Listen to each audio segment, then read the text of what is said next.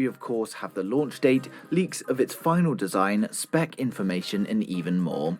Before we get started though, please like the video if you're looking forward to the new Apple iPad Air 4 and let me know in the comments what device you're actually watching this video on.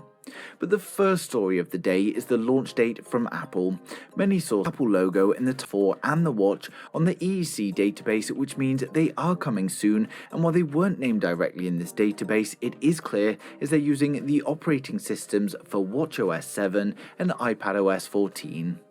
Next up, we've got a tweet from Dwan that showed us the instructions. Now I guess they've done this because it is cheaper than the in-display to produce and it is a useful feature. While it does have a front-facing camera, it doesn't have the required sensors for a 3D face unlock, and I don't see Apple ever offering the 2D version, but the manual mentions what many are hoping that the iPad Air 4 is also going to support the Apple Pencil 2. We haven't had any leaks or information about this, and not even in the manual leaks, so it's not a great sign so far. The iPad Air 4 will require the magnetic charging area for the Apple Pencil 2, so either it's not included or it's just not on the pages of the manual that have been leaked. While they do like to keep certain aspects for the Pro versions only, I think Apple Pencil 2 support would hugely increase the success of the iPad Air 4.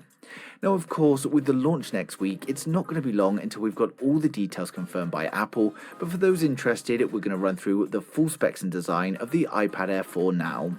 The new Apple iPad Air is going to be called the iPad Air 2020 or the iPad Air 4. If their recent release of the SE is anything to go by, then I'm predicting the iPad Air 2020. It's going to have a 10.8-inch OLED display with a Full HD Plus resolution. It will of course keep a fairly conservative design as it is aimed at the mid-range. It's going to have a full screen display as there's going to be no notch and no Face ID. Reports are suggesting that there may not be a selfie camera at all, but it could also be that it's just squeezed into the bezel. On the bottom, we're losing the Lightning port in favour of USB Type-C, and this is of course to assist with connecting peripherals and is more suited to an iPad. On the back, we're getting a single camera in the top corner, and while the exact sensor is unknown, it's rumoured to be a 12 megapixel wide-angle camera. The iPad Air 2020 is coming with 4GB of RAM and a choice of 64 or 256 storage. There are rumours saying that it's going to be powered by the A13 Bionic, but at this moment in time, I have to be honest, we are unsure.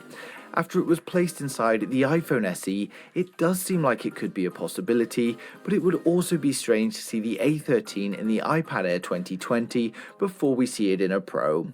If it's not going to be the A13 though, then it's pretty much guaranteed to be the A12X Bionic. It's going to be powered by a roughly 9,000 mAh battery, and Ming Chi Kuo has stated that a 20-watt power adapter will be available as an extra accessory. It is of course going to ship with iOS 14, and we're expecting the base model to be starting around £479 for those of you in the UK, and $500 if you're in the USA for the 64GB version.